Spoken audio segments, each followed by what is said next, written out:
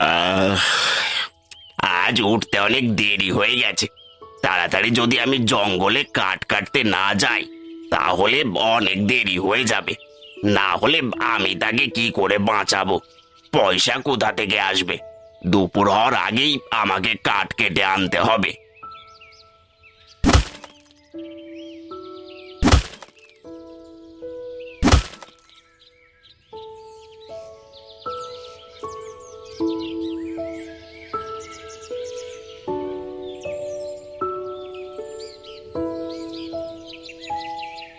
ভারী অদ্ভুত বই তো এটা। মনে হচ্ছে বইটা অনেক বছরের পুরনো বই।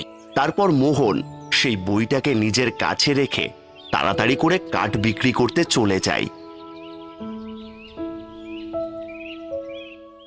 কিন্তু আজও সে কাঠের ভালো দাম পায় না। আজও কাঠ বেচে পয়সা পেলাম না। হাই ভগবান, তুমি আর আমার কত পরীক্ষা নেবে? এখন বাড়ি গিয়ে আমি সুধাকে যে কি বলবো?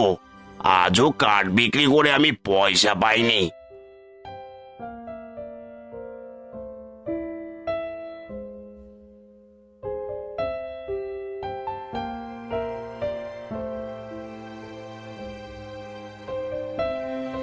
তার কাছে যা পয়সা ছিল সবটা সুধার হাতে তুলে দেয়। এ কি, এইটুকু পয়সা? এত কম পয়সা তো রেশনও পাওয়া যাবে না। তাহলে আজও কি আমাদের কম খেয়ে শুয়ে পড়তে হবে? কি করব? আজও কাঠ বিক্রি করে ঠিকঠাক দাম পেলাম না। শোনো, কতদিন এইভাবে চলবে বলো তো? কতদিন এইভাবে গরিবের মতো জীবন কাটাবো? তুমি অন্য কোনো কাজ কেন করছো না? তুমি তো জানোই যে কাজটা আমি করতে যাই কেউই এর বেশি পয়সা আমাকে দেয় না। এখন তুমি বলো আমি কি করব? কাল আমি জঙ্গলে গিয়ে যত বেশি সম্ভব কাঠ কাটার চেষ্টা করব, যাতে আমি একটু বেশি পয়সা উপার্জন করতে পারি। ঠিক আছে, এখন আবার অনেক খিদে পেয়েছে। যা রান্না করেছো দাও, তারপর সকালে দেখছি কি হয়। হ্যাঁ, এখনই আনছি। তারপর সুধা রান্নাঘরে গিয়ে যা কিছু অল্প রান্না করেছিল সেটা নিয়ে মোহনকে খেতে দেয়। আজ শুধু এইটুকুই আছে। কোনো ব্যাপার না, ঠিক আছে, এসো তুমিও খেয়ে নাও। এরপর মোহন আর তার স্ত্রী একসাথে খাবার খায় এবং তারা ঘুমোতে চলে যায়। মোহন আর সুধা শুয়ে পড়ে, কিন্তু মোহনের ঘুম আসছিল না। তখন মোহনের নজর সামনে থাকা টুলের ওপর বইটির দিকে পড়ে, যেটা সে জঙ্গলে পেয়েছিল। তারপর মোহন গিয়ে সেই বইটাকে নিয়ে তাকে দেখতে থাকে। আরে, আমি তো এই বইটার ব্যাপারে ভুলে গেছিলাম।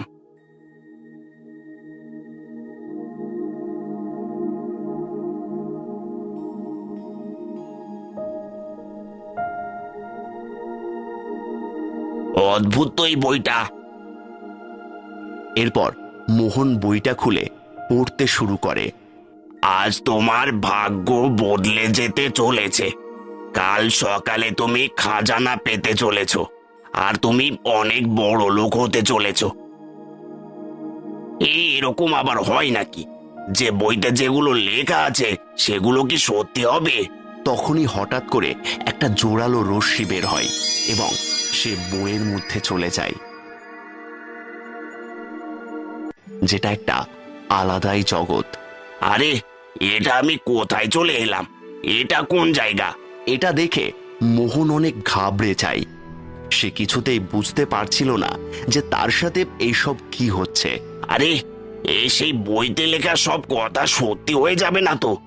সত্যি কি আমার ভাগ্য বদলে যাবে? আমি কি সত্যি খাজানা পাবো? যদি সত্যি এমন হয়ে যায় তবে আমি আর সুধা অনেক সুখে থাকবো।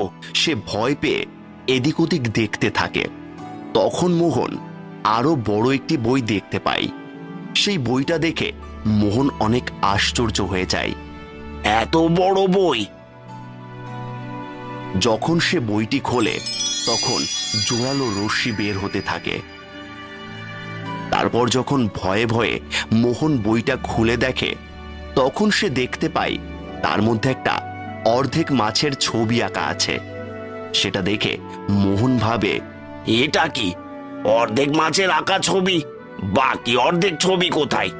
এই ছবি কি তবে আমাকে সামনে এগিয়ে যাওয়ার কোনো রাস্তা বলে দিচ্ছে, যেখানে খাজানা আছে? তারপর মোহন সেই ছবিটা নিয়ে সামনের দিকে এগিয়ে যায়। অনেক দূর যাওয়ার পর সে হাঁপিয়ে পড়ে আর একটা গাছের নিচে গিয়ে বসে পড়ে। কিছুক্ষণ গাছের নিচে বসে থাকার পর বাকি অর্ধেক ছবির দিকে তার নজর পড়ে, যেটা গাছে ঝুলেছিল।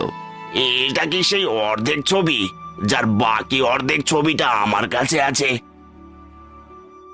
এই বলে সে তার কাছে থাকা অর্ধেক ছবিটা সেই বাকি অর্ধেক ছবির সাথে মেলায় এবং সেটা মিলে যায়। ছবিটা পূরণ হয়ে যাওয়ার ফলে মোহন খুব খুশি হয়। তখনই তার নজর ছবির পেছনের দিকে পড়ে। পুকুরের ছবি, এতে কি লেখা আছে? তুমি দেখতে পাবে অনেকগুলো পদ্ম ফুল ফুটে আছে, তার মধ্যে থেকে সোনালী পদ্ম ফুল ছিঁড়তে হবে, তাহলে তুমি তোমার গন্তব্যে পৌঁছে যাবে। এটা আবার কি দাদা? খাজানা খুঁজতে গেলে তো আগে যেতেই হবে। মোহন অনেক সাহস করে ছবিতে লেখা রাস্তা ধরে চলতে শুরু করে।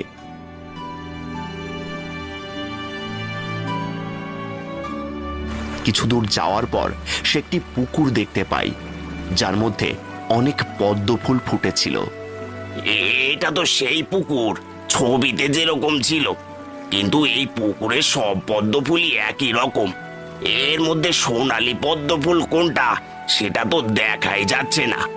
এখন কি করে বুঝতে পারবো এর মধ্যে সবচেয়ে সোনালী পদ্ম ফুল কোনটা? মোহন সবচেয়ে সুন্দর ফুলটার ব্যাপারে ভাবছিল। তখনই পুকুরের মধ্যে একটা প্রজাপতি দেখতে পাই, যেটা জলের মধ্যে ডুবেছিল। সে নিজেকে বাঁচানোর অনেক চেষ্টা করছিল। তাকে জলের মধ্যে হাবুডুবু খেতে দেখে মোহনের খুব দয়া হয়, আর সে তাকে জল থেকে তুলে তার জীবন বাঁচিয়ে দেয়। ধন্যবাদ আমার জীবন বাঁচানোর জন্য। তার পরিবর্তে তোমার যা ইচ্ছা তুমি আমার কাছে চাইতে পারো। মোহন কিছুক্ষণ চিন্তা করে। যদি তুমি আমায় সত্যি কিছু দিতে চাও, তবে তুমি আমাকে বলো যে এইসব ফুলের মধ্যে সোনালী পদ্ম ফুল কোনটা? প্রজাপতিটা উড়ে যায় এবং এটা পদ্ম ফুলের ওপর বসে, আর সেই ফুলটা সব সোনালী হয়ে যায়। এটা দেখে মোহন আনন্দে নেচে ওঠে। সোনালী পদ্ম ফুল, আমি তাড়াতাড়ি গিয়ে তাকে তুলে নিয়ে আসি। তারপর মোহন তাড়াতাড়ি গিয়ে সোনালী পদ্ম ফুলটা তুলতেই যাবে, তখন দেখতে পাই তার মধ্যে একটা চাবি আছে। চাবি? মোহন সোনালী পদ্ম ফুল থেকে চাবিটা নিয়ে নেয়।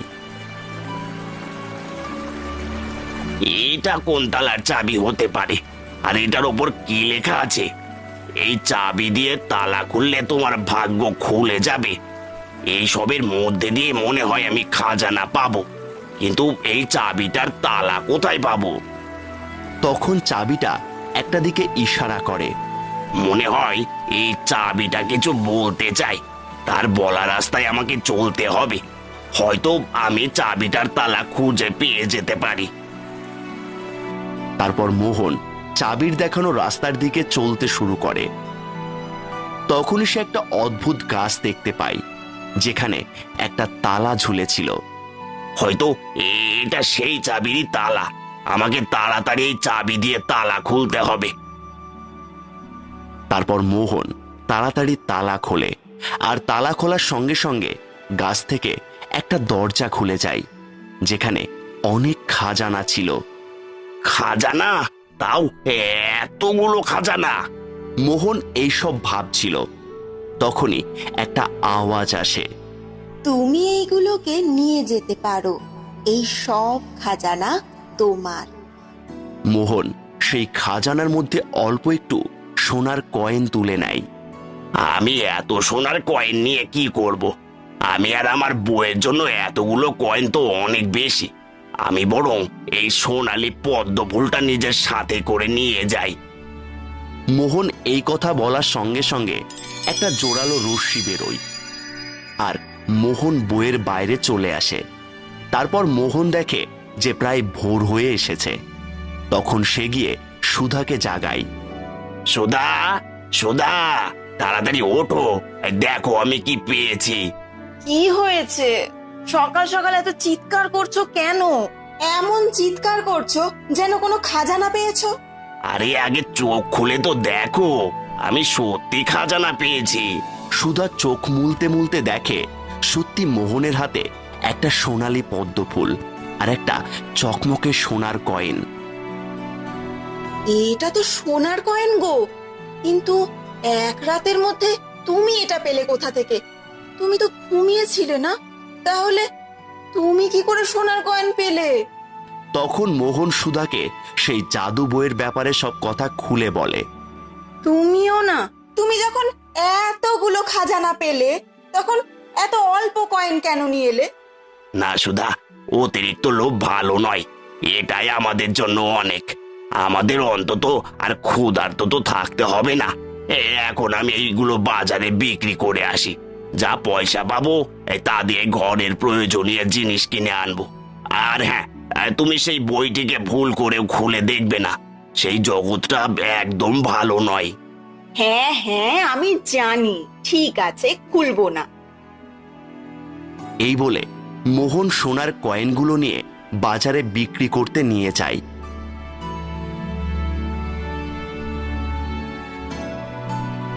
কিন্তু সুধার মনে লোভ বেড়ে ওঠে। এই লোকটা বোকা তো বোকাই থাকবে, সামনে এতগুলো খাজানা থাকতে দু চারটে কয়েন নিয়ে এলো।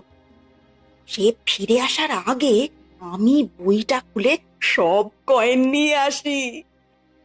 তারপর সুধা মোহনের বারণ সত্ত্বেও সেই বইটা খুলে দেখে আর তাকে পড়তে শুরু করে এবং সে বইয়ের ভিতর চলে যায়।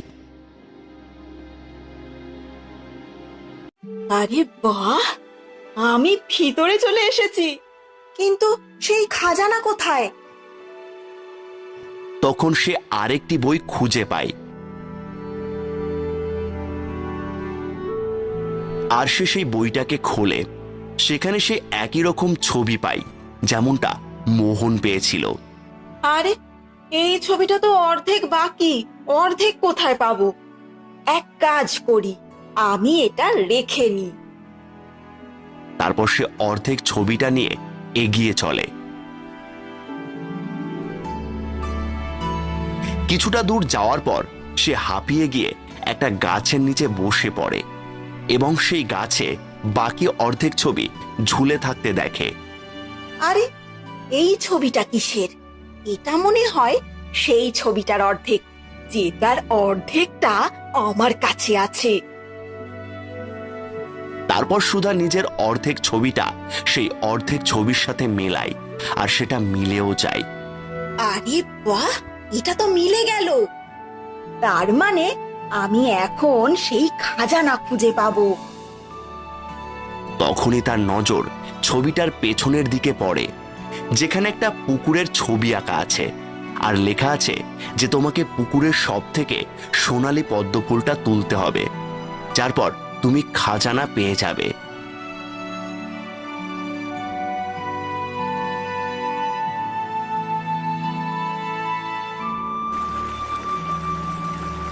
পুকুর তো দেখতে পেলাম আর পদ্ম ফুলও দেখতে পেলাম, কিন্তু এর মধ্যে সবচেয়ে সোনালী পদ্ম ফুল কোনটা? তখন সেই পুকুরে একটা প্রজাপতি ডুবে যেতে দেখে সে খুব বাজেভাবে ছটফট করছিল, কিন্তু সে সেই দিকে কোনো নজর না দিয়ে সোনালী পদ্ম ফুলটা খুঁজতে ব্যস্ত হয়ে পড়ে। তখনই সেই প্রজাপতি বলে, আমাকে কেউ জল থেকে তোলো, না হলে আমি মরে যাব।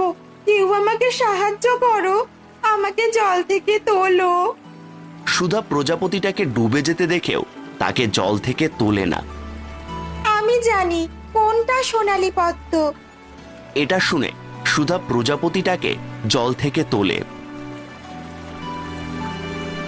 তারপর প্রজাপতিটা পদ্ম ফুলের ওপর গিয়ে বসলে সেই পদ্ম ফুলটি সোনালী হয়ে যায়। পেয়ে গেছি আমি। তারপর যখন সে সেই সোনালী পদ্ম ফুলটাকে তুলতে যায়, তখন সে তার মধ্যে একটা চাবি দেখতে পায়। সেই চাবিতে লেখা ছিল, এই চাবির তালা খুঁজে পেলে তোমার ভাগ্য বদলে যাবে। আরে বাহ, মনে হয় এটা খাজানার চাবি। তারপর সে চাবির ইশারা অনুযায়ী এগোতে থাকে, আর সে একটা গাছের কাছে এসে পৌঁছায়।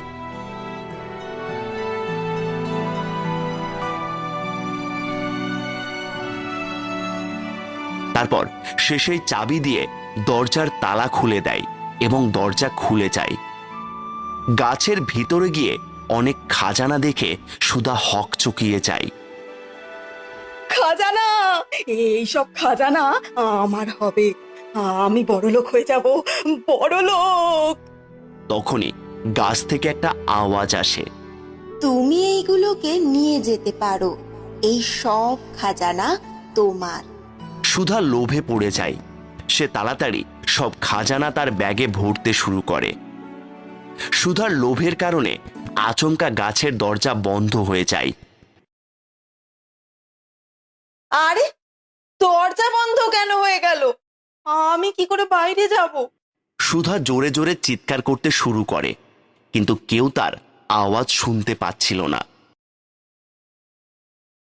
আর এদিকে যখন মোহন বাড়িতে পৌঁছায়, তখন দেখে তার বউ ঘরে নেই। তার আর বুঝতে বাকি থাকে না, মনে হয় সুধা বইয়ের ভিতর চলে গেছে। হাই ভগবান, এখন কি হবে? সে বইটা কোথায় গেল? হাই ভগবান, এখন আমি সুধাকে কি করে খুঁজবো? তখন তার নজর সেই সোনালী পদ্ম ফুলটার দিকে পড়ে। সে সেটা হাতে নিয়ে সুধাকে খুঁজতে বেরিয়ে পড়ে।